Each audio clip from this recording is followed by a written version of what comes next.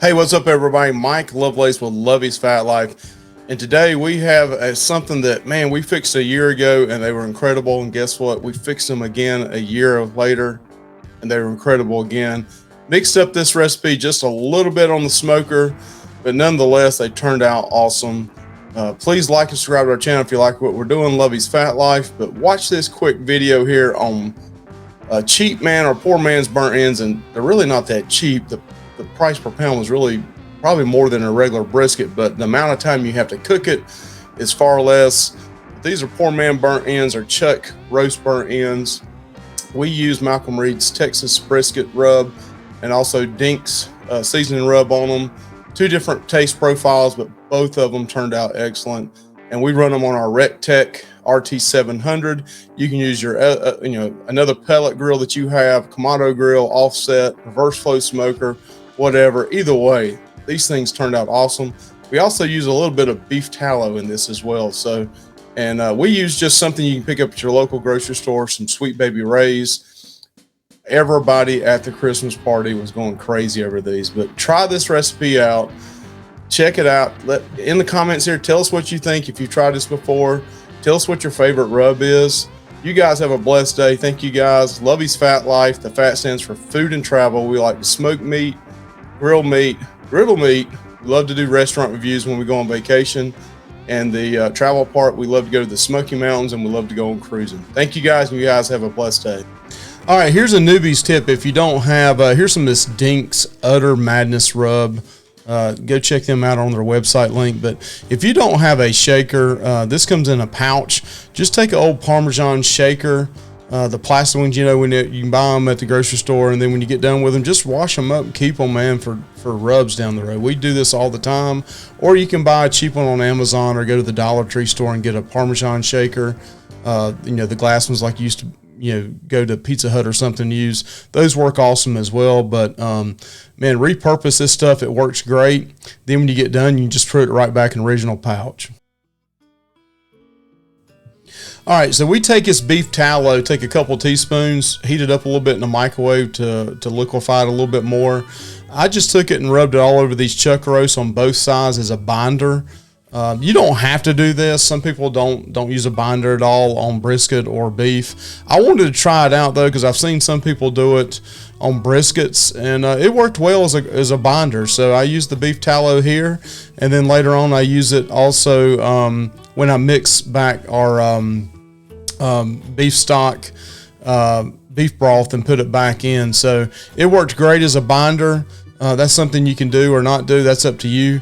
And we also use the Killer Hogs Texas brisket rub here. And we're going to use the Dink's on the other one, but I'm going to speed this up so you guys can see what we're doing here. But we're going to hit this rub on all sides of this, and then we're going to use the Dink's Utter Madness on the other brisket. We're trying two different taste profiles. Both of them turned out excellent. The Texas brisket is more of a traditional type brisket taste, even though these are chuck roast burnt ends. It's your salt, pepper, garlic powder. It's got a few other things in there as well. The Dink's Utter Madness is got a little bit more heat to it. You'll see the color of it as well on here, but definitely check out both of these. Dink's has got a great rub as well. It's a little bit more heat on it whenever you try your chuck roast burnt ends.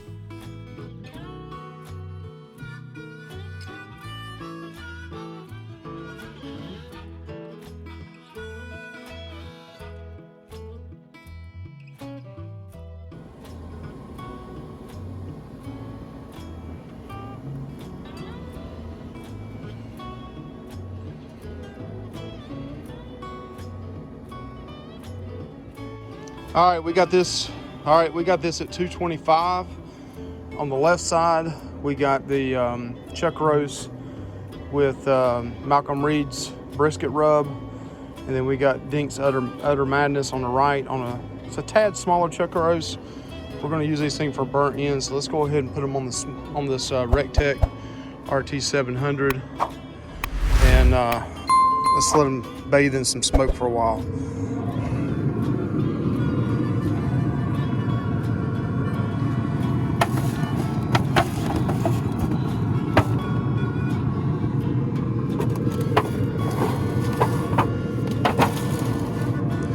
I just use one of these cookie sheets. Normally you can put it straight on the rack, but I like to use this, number one, to keep it up and get some smoke in here, which it would get smoke in here as well, but it's going to be easier to clean up with all the grease and stuff coming down. The cookie sheet fits down inside the full-size aluminum pan here. Still allows plenty of smoke to get in there, so that's something I like to do. Easier to clean up. All right, this is after 3 hours. Last hour we have bumped up to 275 from 225. This is the Malcolm TX brisket rub. This is Utter Madness. It looks good.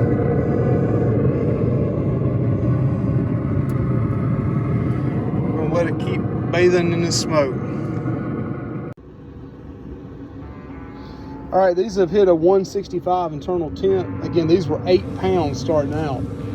Both of these combined weight was 8 pounds. So this is the Malcolm Reed's salt, pepper. We got some other stuff in there too, but garlic. This is the Utter Madness. It was a little bit smaller. Nice bark on them. They've hit the 165 internal temp. We're going to bring them inside. Go ahead and cut these things up, put them back in pans, and put them back on. Wrap them for a couple hours. All right, so we've hit 165 internal temp. What I do now is I take both these chuck roasts in. This is the one I believe with the Malcolm Reed's on it. But then I cut these in cubes, and this is also where I also kind of take out some of the fat as well.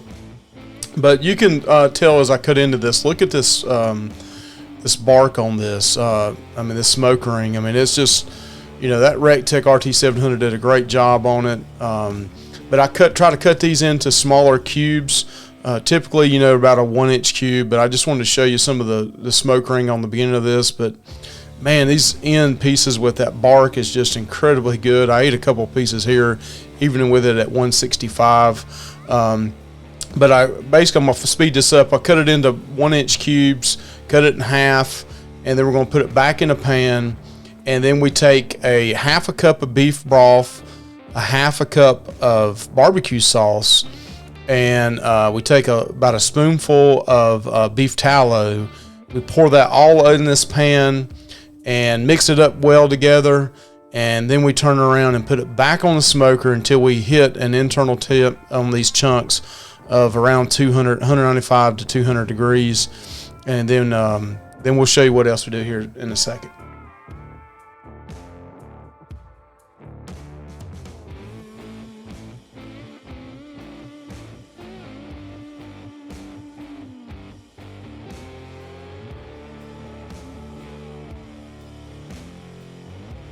All right, now we got these 1-inch chunks. They're so beautiful. They got that nice bark on them. That's nice smoke ring on them. A little bit of fat still left in there because it's at 165. It hasn't all rendered out. That's fine because once it hits 195 to 200, a lot of that's going to render out.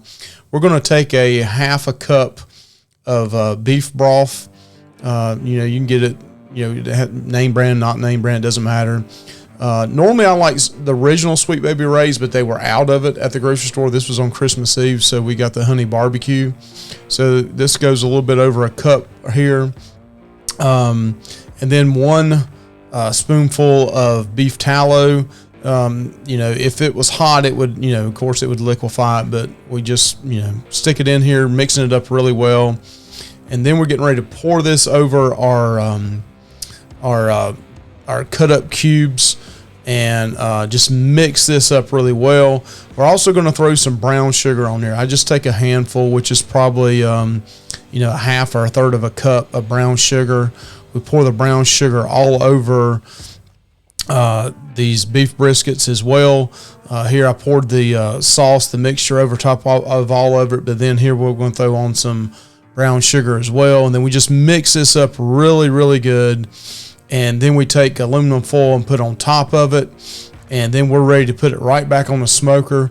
We're going to cook these until they hit a temp between 195 and 200. Then we're going to take them off and add a little bit more barbecue sauce and caramelize that at the end, and they're done. All right, so we just put these back in some pans, added some moisture with the beef broth, some barbecue sauce, some brown sugar. We're going to let these cook for at least another hour, between an hour and 2 hours, and then we'll see what they look like. This is the one on the left here is the Malcolm Reed. The other was the Dinks. So back on to tenderize these things up a little more.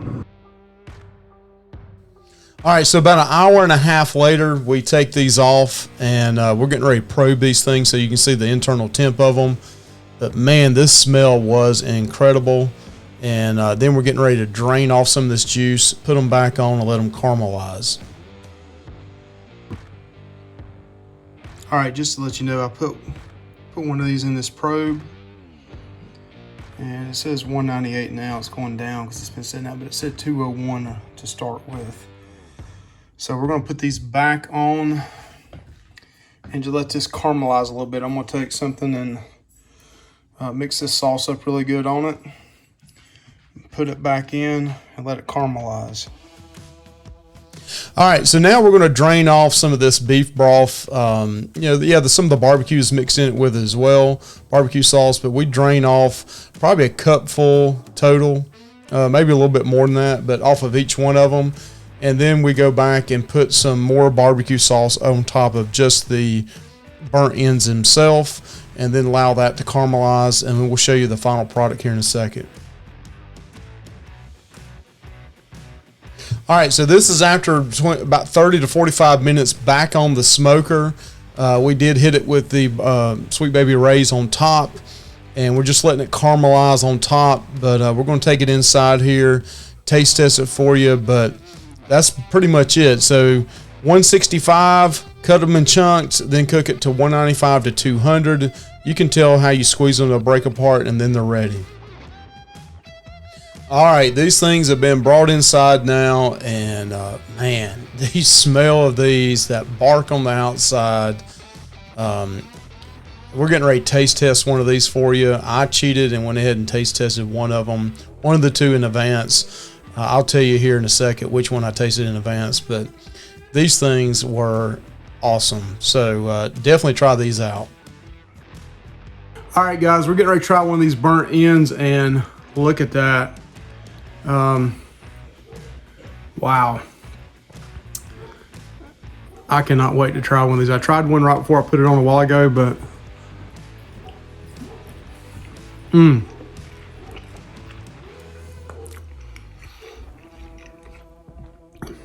wow.